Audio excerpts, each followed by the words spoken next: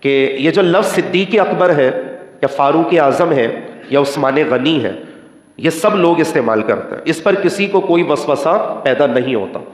لیکن اگر شیخ عبد القادر جیلانی کو کوئی غوث اعظم کہہ دے، ایک صاحب کہہ رہے ہیں کہ میں غوث صرف اللہ کو مانتا ہوں، حالانکہ اللہ تعالیٰ کے 99 ناموں میں سے لفظ غوث آپ کو کہیں نہیں ملے گا۔ کہیں ملے گا آپ کو؟ جن لوگوں کو 99 نام یاد ہیں ان کو پتہ ہے کہ غوث کا لفظ تو ہے ہی نہیں۔ تو جب لفظ غوث کا لفظ نہیں ہے تو اس کا مطلب اس کو آپ نے مان لیا۔ غوث کہتے ہیں مدد کرنے والا، غوث اعظم کا مطلب ہو گیا سب سے بڑا مددگار۔ تو آپ سمجھیں کہ بھئی سب سے بڑا مددگار اللہ تعالیٰ ہے، اور یہ لفظ آپ اللہ تعالیٰ کے مقابلے میں استعمال کر رہے ہیں، تو اس لیے ہم غلط کہتے ہیں۔ تو پھر صدیق اکبر کے لفظ پر بھی آبجیکشن ہونا چاہیے، ہم نہیں کرتے، آپ کی دلیل کے مطابق ہونا چاہیے۔ فاروق اعظم کے لفظ پر آبجیکشن ہونا چاہیے۔ فاروق اعظم کا مطلب ہے سب سے بڑا حق اور باطل میں فرق کرنے والا، تو سب سے بڑا حق اور باطل میں فرق کرنے والا کون ہے؟ اللہ تعالیٰ۔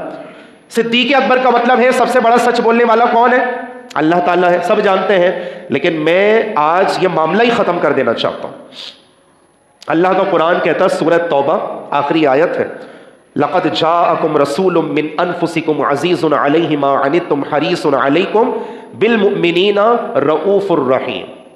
سب جانتے ہیں کہ یہ جو رؤوف الرحیم کا جو لفظ ہے صفاتی نام ہے، کس کا ہے؟ اللہ تعالیٰ کے لیے، مگر آیت کریمہ میں حضور کے لیے استعمال ہوا۔ تو اب آپ کیا سمجھے کہ اللہ تعالیٰ کا اگر کوئی صفاتی نام کسی بندے کے لیے استعمال کیا جائے تو اس سے حقیقی معنی نہیں، مجازی معنی مراد لیا جائے۔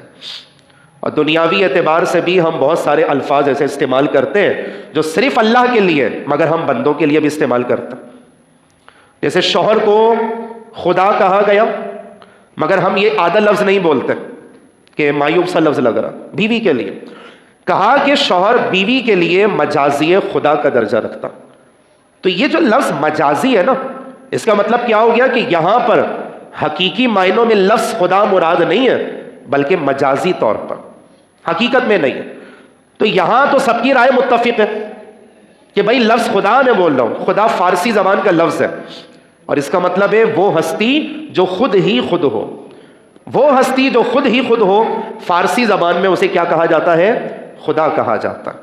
تو مجازی خدا کا لفظ استعمال ہوا، سب جانتے ہیں شوہر کے لیے بیوی کا حکم ہے کہ بھئی اس کو ویسی درجہ دے جیسا کہ خدا۔ یہاں تک کہ حضور خود ارشاد فرماتے ہیں کہ اگر اللہ کے علاوہ کسی اور کو سجدہ کرنا جائز ہوتا تو میں بیویوں کو حکم دیتا کہ وہ شوہروں کے آگے سجدہ کریں، لہٰذا اجازت ہی نہیں ہے۔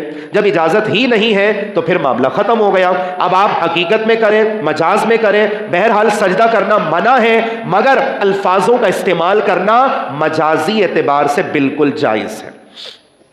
اللہ تعالیٰ کے 99 نام نکالیں، رؤوف اور رحیم، یہ شروع کے ناموں میں آپ کو مل جائے گا، مگر سورہ توبہ کی آخری آیت میں حضور کے لیے یہ لفظ اور یہ نام استعمال ہوا ہے، تو اس کا مطلب حقیقت میں معنی مراد نہیں کہ حضور علیہ الصلوۃ والسلام رؤوف ہے، رحیم ہے، بلکہ اللہ کی عطا سے رؤوف اور رحیم ہے۔